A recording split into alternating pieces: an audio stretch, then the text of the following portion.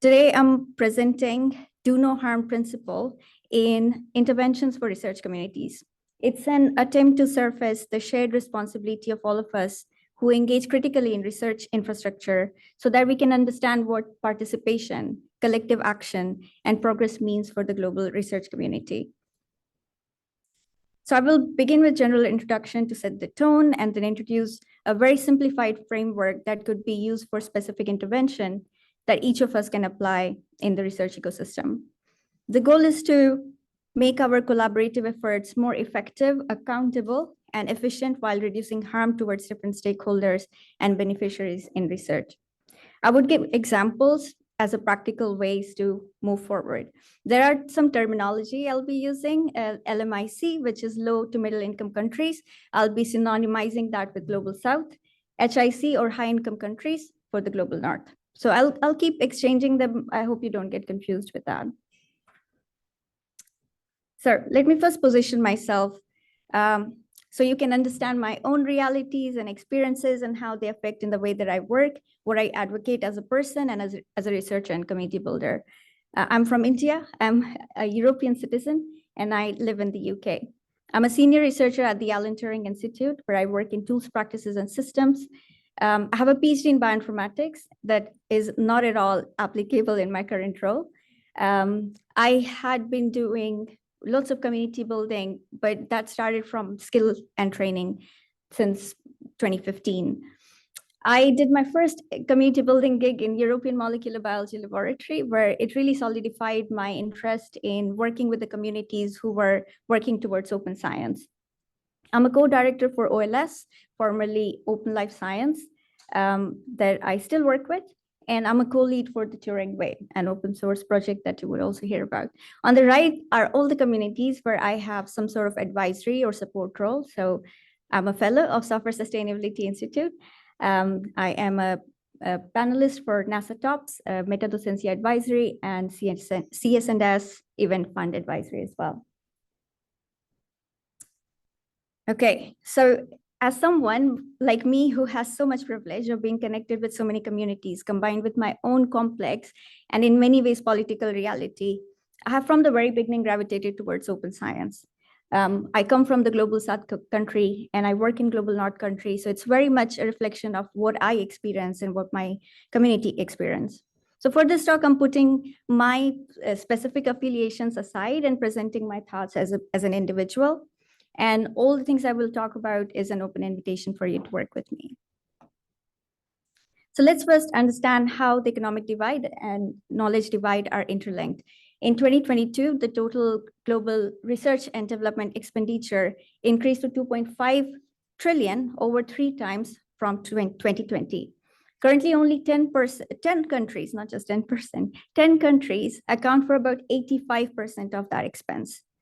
Global South, which is about 70% of the whole world, has less than 1% of world's average spending. The economic and scientific divide between the high income and low income countries is both a cause and consequence of this divide. The lack of investment in research infrastructure and significantly lower number of researchers in secure positions in the global South has continued to widen this gap. We're familiar with both, but it's worth repeating it. Open Science and Reproducibility Initiative had led to adoption of emerging technology and data science practices worldwide. Open science encompasses various practices to promote open ways of working. And the reproducibility, on the other hand, is described as when same analysis is applied to same data, it should give the same result. And underlying this assumption is there is a computational workflow. Both reproducibility and openness reinforce each other in creating research that enhances transparency, equity, and inclusion at all stages.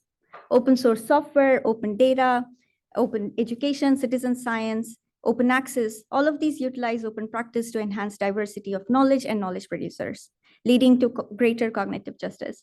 These have also significantly improved the potential for the Global South members to achieve economic growth across their different sectors.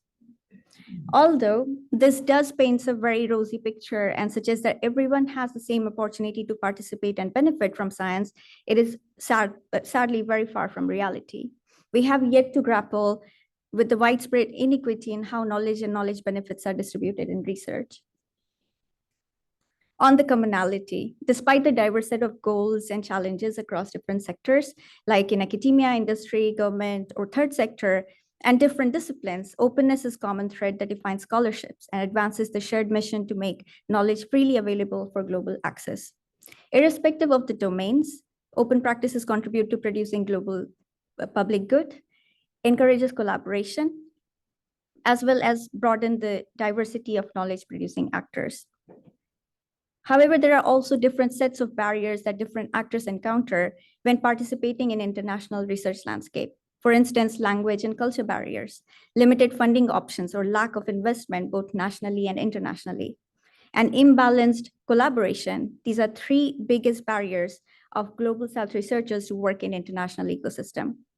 Despite the knowledge produced could be technically open to read, these barriers have resulted in unintentional exclusion from participation in knowledge production.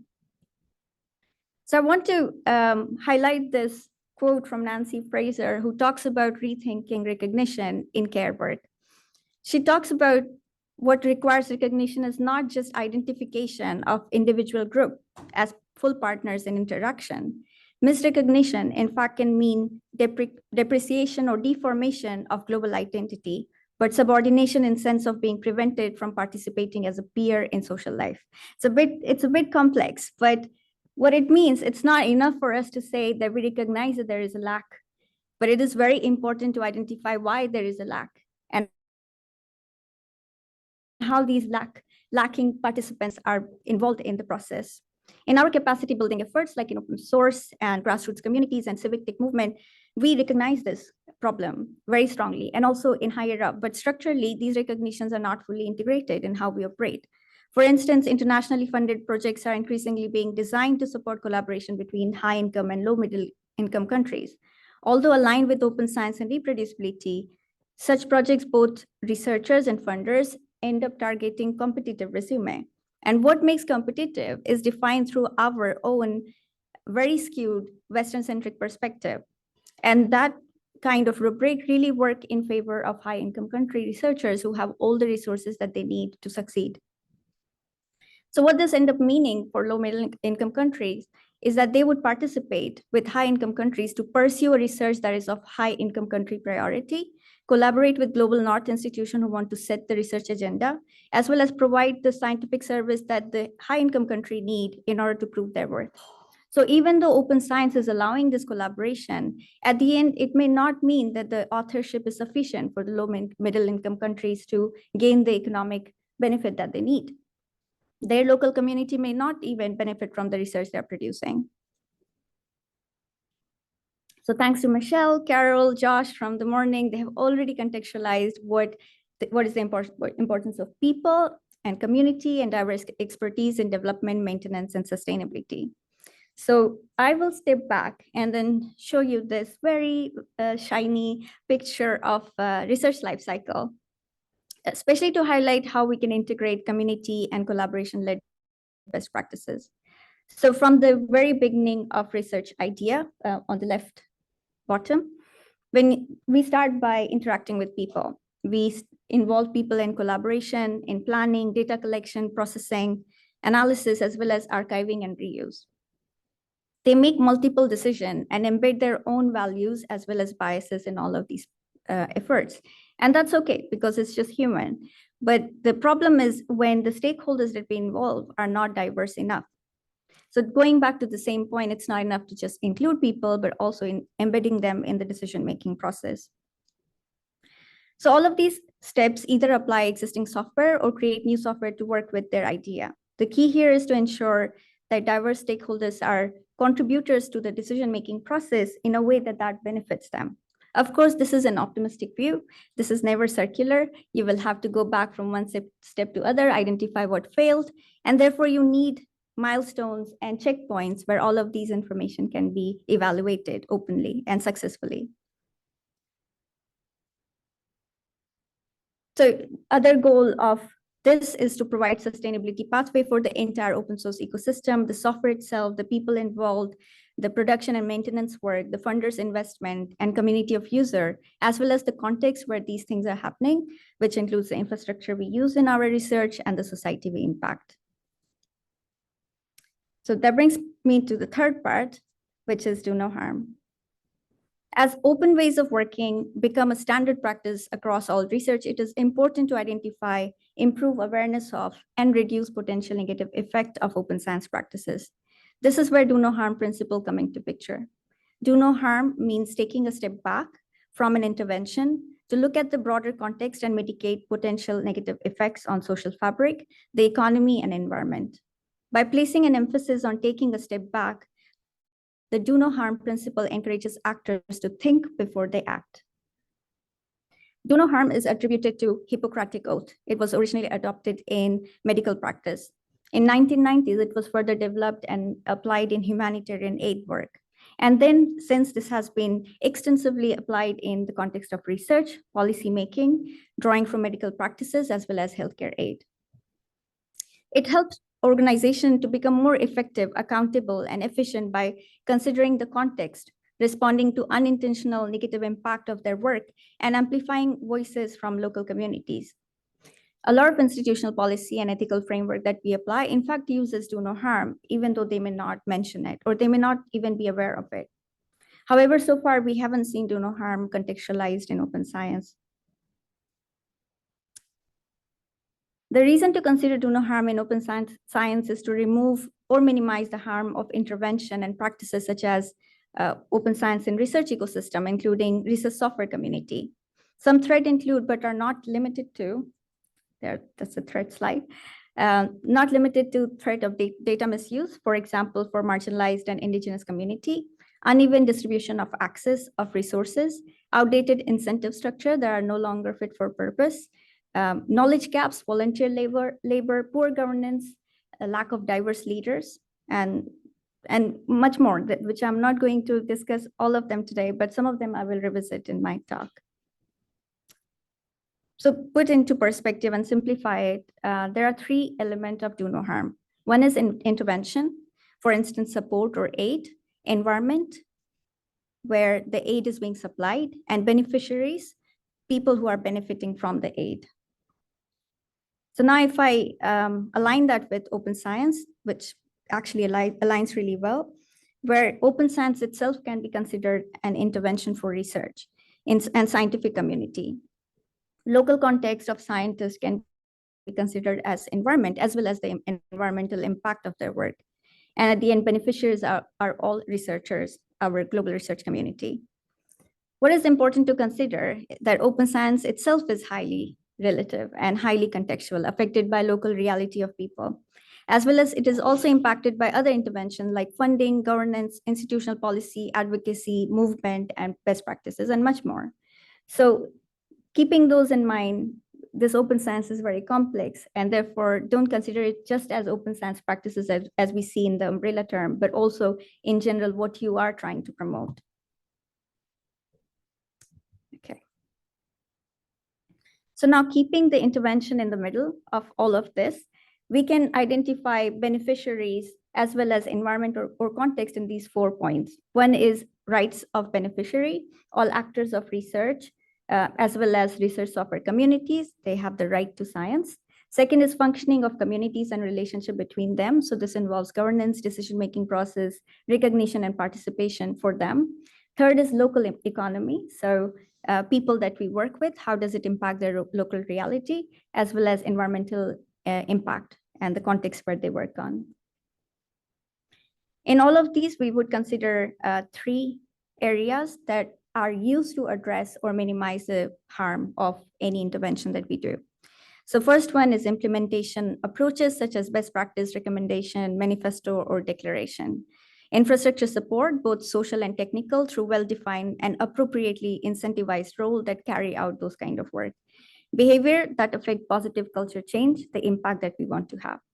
So ultimately, this is the framework that I would like you to see. And Rest of my talk basically would define each of these areas and give you one example, and you can actually use that to relate to your own example or think about working with me.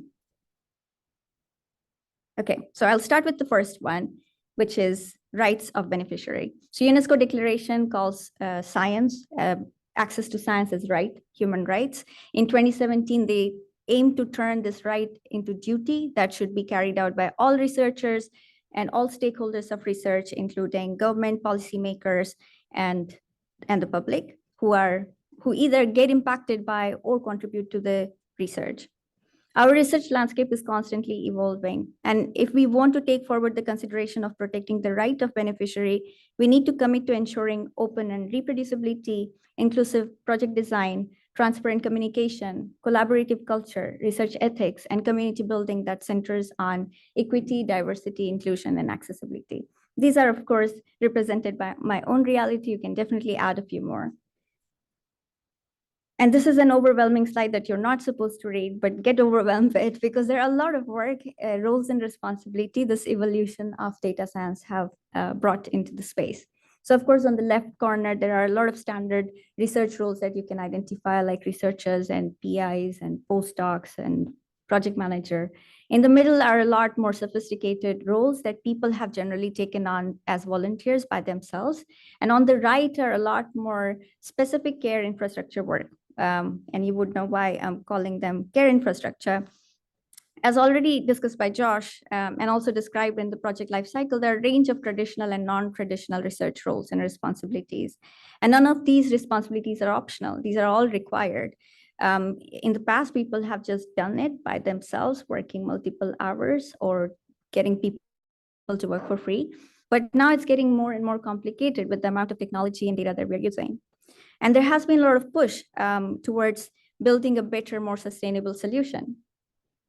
So just owing to this particular right side, and I'm very glad that Josh actually mentioned a lot of those this morning, is that we want to recognize and fund both technical and social infrastructure in research. It's not just anymore about who is producing the software, but how are we maintaining and sustaining the software. We're very lucky that Neil is here, and I'm really inspired by the Software Sustainability Institute's research engineering movement that have, in the last 10 years, really set the mark and set up the world for a new role that didn't exist, but now is so essential. But we also have other roles that we need to pay attention to. This is not even half of it. This is what I think is important. We have trainers and mentors, research application managers, community managers, research impact leads, data stewards, designers, ethnographers, UX designers should have been mentioned there, ethicists, librarian, policy experts, and so much more. And all of these roles are happening. Either we believe it or not, someone else is doing it, but they are not being recognized for their work, or there is no career for them in this direction. So I lead a team of research committee manager at the Turing Institute. It's been about a year and a half that my team has existed. I cannot hire the number of demand I have. All the research committee manager work across different projects at the Institute, and as a team in my team, they share practices as the project is developing. So the chain in the center is what I call them, that they are the bridge maker. They connect people with resources, and they also make users a part of project development process. And a lot of research committee managers are just invented jobs. The skills don't exist because our current infrastructure isn't training people in that area. We are not incentivizing those kind of roles as well. So there is a huge problem for me to step back and identify how can I scale this effort? Because a lot of people who leave our institute come back and say, I want to hire a committee manager. We don't have a team in our institute. Can you actually take them under your team? Which means that I need to line manage them, and I'm already working multiple hours. I cannot do that. So there's some of the ideas that we have that we are building on while we're also identifying how we scale our research committee management effort at the Institute, but also recognizing that this is a lot of investment, which is not available in low-income low-income countries. So one of the things that we are doing on the left is a Turing Way Practitioners Hub. I'm working with 5 organizations in the UK to pilot a way to get people who are already championing community work to come together and collaborate. And tell us how these practices look like in their own institution and what would look like to push forward more community roles. We are partly funded by UKRI, and we have a pilot that's ending very soon, but this is just in the UK because we have UK funding, and we are hoping to extend this in an international environment because we've already been working with some organizations that are trying to build capacity in community management without knowing how to support their community managers. On the right is a project that Emma Karoon is leading in my team. It's called Skills Policy Award for producing skills framework to recognize what different roles exist in data science and how we can formalize them through policy research. Okay, so the second one is functioning of communities and relationship between actors. Community-led projects and organizations that involve people who are closer to the problem are also the right people to address them. In the long term, this leads to their success in building accountability and agency, as well as the engagement needed to maintain them. It's one thing to bring a community together, but what's really needed is the governance practices through which the community set goals, assigns responsibility, establishes system, and assesses outcomes of collective action. The goal is to benefit all members of research community. This is where I want to introduce you to the Turing Way. Sorry for folks who were already there yesterday and listening to the Turing Way talk. It's just the same, so you can go and grab a glass of water. So it's a community-led handbook on data science best practices. We involve and support a diverse community to make research reproducible, ethical, collaborative, and inclusive for everyone. This project started in 2019 with Kirsty Whitaker, and now we have over 450 contributors who've written 300 plus chapters in 5 different guides. There are hundreds of organizations that are collaborating with us informally or formally. And the core of all of these work is to acknowledge, reward, and fairly recognize all kinds of labor that they have done. The book is released with all of them as co-authors. There is no single person who has been one-off contributor, meaning that people come and write something, but they stay in the community. So the project is not just a book, it's a community, it's a global collaboration, and they're all working towards a culture change. So one of the, if you have time, please do visit the book, but this is how it looks like. We have 5 guides on reproducibility, project design, communication, collaboration, and ethical research. And yesterday, we were delivering a workshop with Chris Erdman where we are testing how do we provide curated version of the book so different people who come to the book can actually find the things that they're looking for. Okay, so another reputation that this book is not mine, it's not Turing Institute, it belongs to the community. It is always a work in progress, and we're in a world where data science practices are evolving so fast that a lot of our chapters become outdated. So someone has to come and maintain them. So there's a lot of maintenance that's happening. It is being used as a knowledge common all over the world. But one of the most impressive things that I have personally witnessed is the community volunteers who have come together to localize and translate the book in their own languages, and they're leading it by themselves. However, this is absolutely underfunded. The project also convenes and facilitate critical discussions with different communities, specifically to highlight on the translation. We are working with the Carpentries and Metodocencia to explore how we can collectively as a community translate this. Luckily, in May, I was at the CCI Latin America conference where I, along with other people in the Turing Way and other communities, worked to map what the localization sustainability looks like in open science. Who holds the responsibility of translation? People who already experience access barrier, or how do we distribute this responsibility? So that community comes from very different parts of the world, and all of them said that this is one of the ways to get people into the open science or data science narrative. However, this is not sustainable because it is a lot of free work from them. So currently we're working on defining what kind of funding model could actually work for them, what kind of policy support is needed for them. And another one that I want to plug is OLS is putting together a Lawrence workshop application where they're trying to have conversation around roads and bridges for supporting communities around equitable science. If you're interested in attending that, please do let me know. We're just putting the final list together. So the third point is about local economy. For this part, I'm drawing example from OLS. So OLS was also founded in 2019. We launched our first cohort of training in 2020. So currently we call ourselves an open science capacity building organization. We're funded by Chan Zuckerberg Initiative, Wellcome Trust, Alan Turing Institute.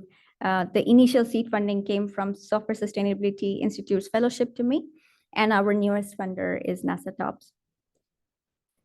We are well known for our 16-week-long project-based training and mentoring program that we have recently rebranded as Open Seeds. Through 7 cohorts of training and mentoring, we have incubated over 237 projects from 6 continents. And because there are a lot of community leaders who are really looking to build their leadership profile, we also provide fellowship and support to them. All the organizations that are listed there are our partners for the current cohort, which is OLS 8. We provide micro grants for accessibility for anybody who wants to join the project. And we also try to offer honoraria as much as we can, but with the caveat that we may not have this money in the future.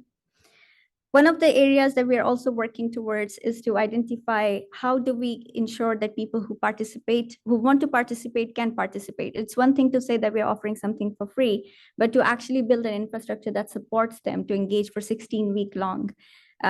For example, we provide money for electricity or generator or data, webcam, like anything, no question asked, and we offer that. At the same time, we know that this is not going to make a huge change. So we also offer seed fund for people who are incubating communities. Can we offer them little money to put up their website, register themselves as nonprofit, or set up an infrastructure that they need? And all of these are happening at the same time. Yo Yehudi, who's the executive director, she's leading on similar project as Emma, but on widening participation in data science to understand what kind of support infrastructure is needed for marginalized community to participate in open science. In this part, I want to mention another work that we are doing with Metodocensia is putting together a curriculum for leveling the playing field for LMIC researchers to navigate funding landscape. It is really, really hard to navigate funding landscape if you are not already in the room. So you need to be on the desk, you need to know who's giving the money, you need to know how to talk to them, you need to actually put something that reads really well, and you don't get to do that if you haven't seen that a lot. So a lot of low middle income countries where they don't have a lot of opportunity, it's very hard for them to crack into a funding landscape. And this is not to say that it's just one-sided. There are lots of funders who are actually interested in enabling this low middle income country and high income country collaboration. But their problem is that they don't really receive many proposals, first of all, and the proposal that they do receive are not seen as competent. Again, we talked about that this competitive, what is it called, is defined by how we call it competitive. Some of the solution that we want to build on is not new. We are going to use our own existing infrastructure for one-on-one mentoring, cohort-based training, evidence-led cohort curriculums, as well as providing research-based recommendation for funder themselves for South-South and North-South collaboration. This is a work in progress, and all of these are linked in the slide, and you're very welcome to look at them. The curriculum first draft was built last weekend at the NUM Focus meeting in Amsterdam. So the final one, I'll keep this very short, which is about environment and context. So this is my AI slide. I work at the Alan Turing Institute, which is a National Center for Data Science and Artificial Intelligence. And there are 3 areas that they are investing on, which is about addressing challenges for health transformation, environment and sustainability, defense and national security. I'm part of the Open Tools, Practices and System program, where the Turing Way sits. So with our position in the UK, as well as our global position through the Turing Way, we take it as our responsibility to ensure that we are also informing ourselves, what does it mean to be environmentally sustainable? So I'm not an expert in this area, but what I know, I have kind of summarized them in a very short form. So for instance, taking responsibility both as researchers, funders, and policymakers, there are a few mandates we can have. Data protection policies, applying simple rule as open as possible, as close as necessary, rather than keep it closed as long as possible and open at the end.